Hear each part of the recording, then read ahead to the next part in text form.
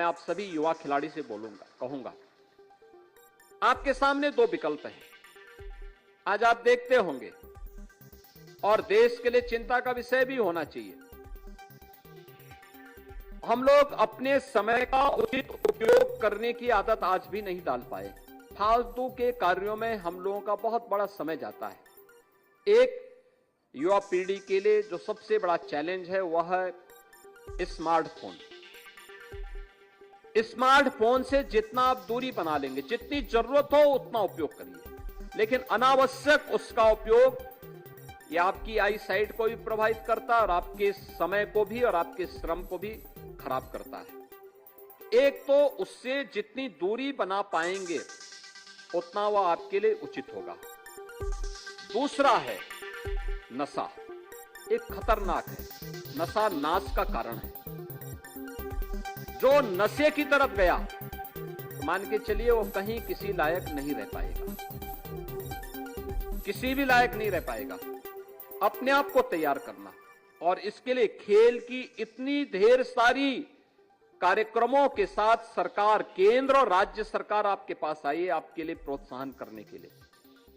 इसको भी जीवन का एक हिस्सा बनाइए। जैसे प्रतियोगी परीक्षाओं की तैयारी करने के लिए शुरू दिन से नौजवान तय कर लेता है, एक छात्र तय कर लेता है कि हम लोग, मेरा जीवन का लक्ष्य यह है, मैं इस प्रतियोगी परीक्षा में भाग लेकर के यह स्थान प्राप्त करूंगा, मुझे यहां जाना है। ऐसे ही आपको भी तय करना होगा। अगर खेल और खेल क्षेत्र जगत में आपको कोई विशिष्ट स्थान प्राप्त करना है, सर्वोच्च स्थान प्राप्त करना है, तो पहले दिन से तैयारी करनी पड़ेगी। याद रखना, जिन खिलाड़ियों ने अपने यहां पर जिन्हें आज हम सम्मानित कर रहे हैं, अगर मैं इनके बारे में आपको बताऊंगा, ललित कुमार उपाध्याय, राजकुमार पाल, उत्तर प्रदेश के एक छोटे से जनपद गाजीपुर में, जहां संसाधनों का बहुत अभाव है, वहां पर एक स्टेडियम के साथ, एक निजी खेल एकेडमी के साथ जुड़ करके वहां पे इन्होंने प्रशिक्षण प्राप्त किया। आज ओलंपिक खेल रहे हैं और शानदार कैरियर के साथ आगे बढ़ रहे हैं।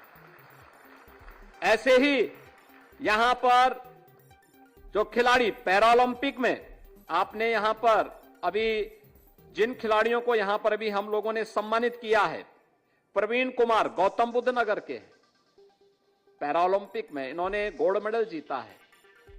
और जब मैंने गौतम बुद्ध नगर में पूछा कि क्या ये खिलाड़ी शुरू से, पहले लोग ये मानते थे कि उनके परिवार के लोग भी इस बात को मानते थे कि क्या होगा, लेकिन उसने अपने जुनून को कम नहीं होने दिया।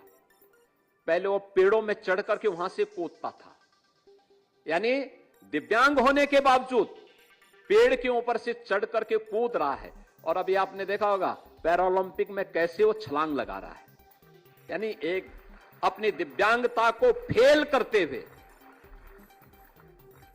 उसने अपने आप को साबित किया और अपने आप को साबित करके दिखा दिया। उसने गोल्ड मेडल लेकर के आज साबित कर दिया कि नहीं, मेरे में प्रतिभा की कमी नहीं है।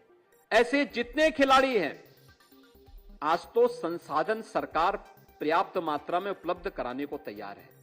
और जितने भी हमारे नवोदित खिलाड़ी हैं, नए खिलाड़ी हैं, उन सबको इन खिलाड़ियों के छोटे छोटे वीडियो, और मैं खेल विभाग से भी कहूंगा, वीडियो उपलब्ध करवाइए इनके खेल के, ये देखें। फिर उसके लिए उस प्रकार का प्रशिक्षण, और उस प्रशिक्षण के माध्यम से इनको आगे बढ़ने के लिए एक प्लेटफॉर्म उपलब्ध कराना, चाहे वह गांव का खेल का मैदान हो, मिनी स्टेडियम हो, स्टेडियम हो। इनमें से बहुत सारे खिलाड़ी ऐसे रहे होंगे जिन्होंने सड़कों पर दौड़ करके एथलेटिक्स में अपना स्थान बनाया होगा, मिट्टी के अखाड़ों में जाकर के वहां पर अपना स्थान बनाया होगा, या कहीं ऐसी जगहों पर जहां पर खेल संसाधनों का व्यापक अभाव रहा होगा।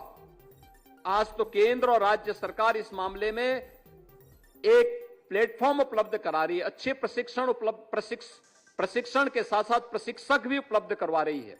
हमें इसका लाभ लेना चाहिए। याद रखना, एक खिलाड़ी के लिए जितना पसीना बहाएंगे, ये पसीना जब आप किसी ओलंपिक में, कॉमनवेल्थ या किसी एशियन गेम में या किसी वर्ल्ड चैंपियनशिप में जाएंगे तो उस समय आपका प्रदर्शन विरोधी खिलाड़ी का पसीना बहा देगा और उस समय आपको जो संतुष्टि प्राप्त होगी वो मुझे लगता है किसी भी मेडल से बहुत बड़ा होगा। और इसके लिए आपको ये तैयारी के लिए अपने आप को करना है। और दूसरा, नशा को अपने इर्द गिर्द कभी मत आने देना। जीवन में शॉर्टकट का रास्ता कभी मत अपनाना। अगर अपनी मंजिल को प्राप्त करना है, अपने मेहनत से, अपने परिश्रम से, अपने पुरुषार्थ से आप इसको प्राप्त करेंगे। आज उत्तर प्रदेश के अंदर अगर हम स्टेडियम की बात करते हैं तो आज के दिन पर उत्तर प्रदेश के अंदर 84 स्टेडियम, 67 बहुउद्देशीय हॉल, 38 तरणताल, 15 सिंथेटिक हॉकी स्टेडियम और 3 सिंथेटिक रनिंग ट्रैक भी आज उत्तर प्रदेश के पास मौजूद हैं। इंटरनेशनल क्रिकेट स्टेडियम 2, छात्रावास 16, अत्याधुनिक जिम 47, सिंथेटिक टेनिस कोर्ट 20 और डॉर्मेट्री 19, जूडो हॉल 2, कुश्ती hall 13, shooting range 6, indoor volleyball hall 2 और वेट लिफ्टिंग के हॉल 12, सिंथेटिक बास्केटबॉल कोर्ट ये 14 आज प्रदेश के अंदर वर्तमान में बनकर के तैयार हुए हैं। और प्रदेश सरकार ने एक बड़े लक्ष्य को ध्यान में रख करके कार्य करना प्रारंभ किया है, जिसमें 57,000 से अधिक ग्राम पंचायतें हैं उत्तर प्रदेश के अंदर और हर ग्राम पंचायत में खेल का मैदान हो, बच्चे वहां खेलें। हमारे पास 826 विकास खंड हैं। इन 826 विकास खंड में मिनी स्टेडियम हो। मिनी स्टेडियम के लिए वहां पर जिला प्रशासन से कहा जा रहा है वे जमीन आरक्षित करें। कम से कम 5 एकड़ लैंड तो कम से कम होनी चाहिए मिनी स्टेडियम के लिए। और जनपद स्तर पर एक स्टेडियम हो। स्टेडियम के निर्माण के साथ साथ हर ग्राम पंचायत में ओपन जिम का निर्माण भी हो। युवक मंगल दल और महिला मंगल दल हर ग्राम पंचायत में उन्हें स्पोर्ट्स किट उपलब्ध कराए जा रहे हैं। कहीं वॉलीबॉल, कहीं फुटबॉल, कहीं क्रिकेट, कहीं पे हॉकी, कहीं पे अलग अलग खेलों के लिए जहां यह कार्यक्रम तेजी के साथ आगे बढ़ाने का कार्य किया जा रहा है, तो साथ ही साथ जो अंतर्राष्ट्रीय स्तर के पूर्व ओलंपिक के, कॉमनवेल्थ गेम्स के, एशियन गेम्स के जो पूर्व खिलाड़ी रहे हैं या विश्व चैंपियनशिप के जितने भी पूर्व खिलाड़ी हैं, इन खिलाड़ियों को भी हम प्रशिक्षक के रूप में तैनात कर सकें, इसके लिए भी विभाग से कहा गया है कि वह स्पेशल इंसेंटिव देकर के उन खिलाड़ियों को प्रशिक्षक के रूप में तैनात करें और इसके लिए उन्हें हर प्रकार से आगे बढ़ाने का कार्य करें। भारतीय मनीषा कहती है कि शरीर माध्यम खलु धर्म साधनम, यानी जीवन में एक सर्वश्रेष्ठ जीवन यापन करने के लिए जो भी साधन है वह स्वस्थ शरीर से ही संभव हो सकते हैं। और स्वस्थ शरीर के लिए आपको हर कार्य के साथ एक व्यवस्थित तरीके से जुड़ने के लिए एक मंच चाहिए।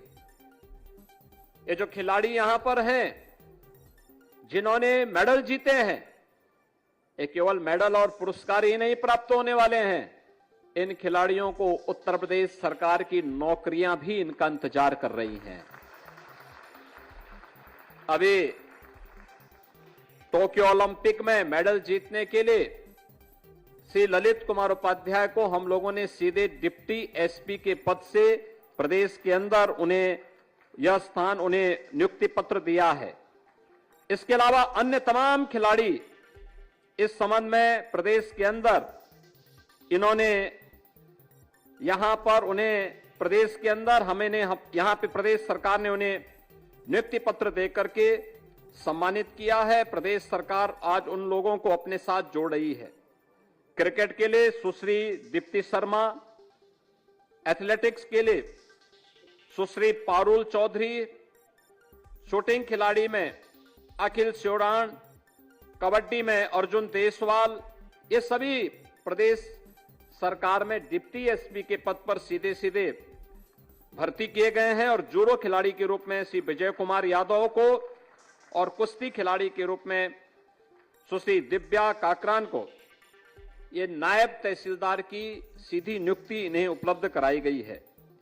केनो स्प्रिंग खिलाड़ी के रूप में श्री अर्जुन सिंह को, यात्री कर अधिकारी के रूप में, एथलेटिक्स खिलाड़ी के रूप में सुश्री प्राची एवं रोइंग खिलाड़ी के रूप में श्री पुनीत कुमार को जिला युवा कल्याण एवं प्रादेशिक दल अधिकारी के रूप में नियुक्ति पत्र प्रदान किया गया है। और इसके अतिरिक्त प्रदेश सरकार यानी यूपी पुलिस में अलग अलग विभागों में भी विश्व चैंपियनशिप या राष्ट्रीय स्तर के खिलाड़ियों को 500 ऐसे खिलाड़ियों को अब तक हम नियुक्ति पत्र प्रदान कर चुके हैं। हम सब जानते हैं कि आज देश के अंदर खेल का जो माहौल बना है, उस खेल के माहौल के लिए प्रधानमंत्री मोदी जी के नेतृत्व में पिछले 10 वर्ष के अंदर जो एक नियोजित प्रयास हुए हैं, वह परिणाम आज हम सबको देखने को मिल रहा है। पूरे देश के अंदर एक वातावरण देखने को मिल रहा है और उस वातावरण का परिणाम आप याद करिए, प्रधानमंत्री जी ने खेलो इंडिया खेलो से इस अभियान का शुभारंभ किया था। इसके बाद फिट इंडिया मूवमेंट, सांसद खेलकूद प्रतियोगिता और अब तो शहर हो या गांव या विश्वविद्यालयों के स्तर पर अब लीग प्रतियोगिताएं प्रारंभ हो चुकी हैं। मैं इस बार देख रहा था, ग्रामीण खेलों की लीग आज जब प्रारंभ हुए हैं, इसमें अलग अलग क्षेत्र के अलग अलग खेलों के लिए एक प्लेटफॉर्म प्राप्त हो रहा है और खिलाड़ियों को आगे बढ़ने का अवसर भी प्राप्त हो रहा है। लेकिन इसके लिए इंफ्रास्ट्रक्चर की आवश्यकता, क्योंकि अगर खिलाड़ी के लिए इंफ्रास्ट्रक्चर नहीं है, अच्छे प्रशिक्षक नहीं है, तो फिर उसका कोई मायने नहीं। और सरकार ने इस पे ध्यान दिया। आज ये डबल इंजन की सरकार इस पे लगातार ध्यान दे रही है।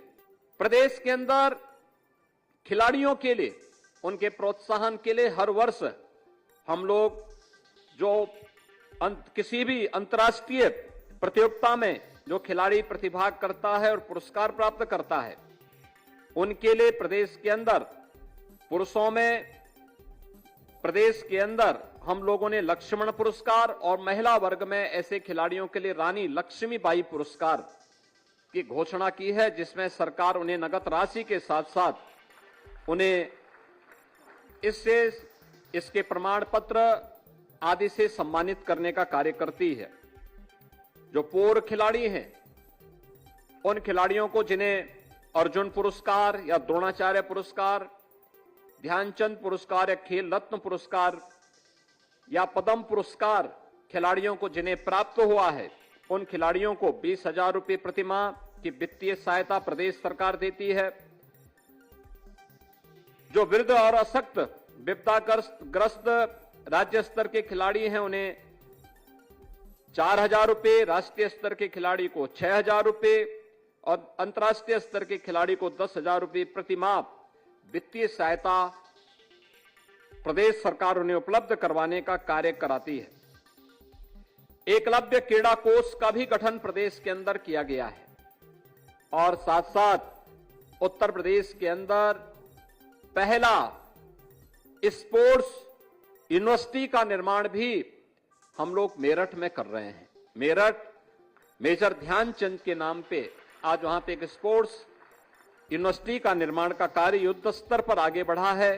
इन सभी कार्यक्रमों को तेजी के साथ आगे बढ़ाने के लिए आज प्रदेश सरकार ने प्रधानमंत्री मोदी जी के मार्गदर्शन में, उनके नेतृत्व में जो एक कार्यक्रम चले हैं पूरे देश के अंदर, उत्तर प्रदेश ने आज इस फील्ड में अलग अलग कार्यक्रम बनाए हैं।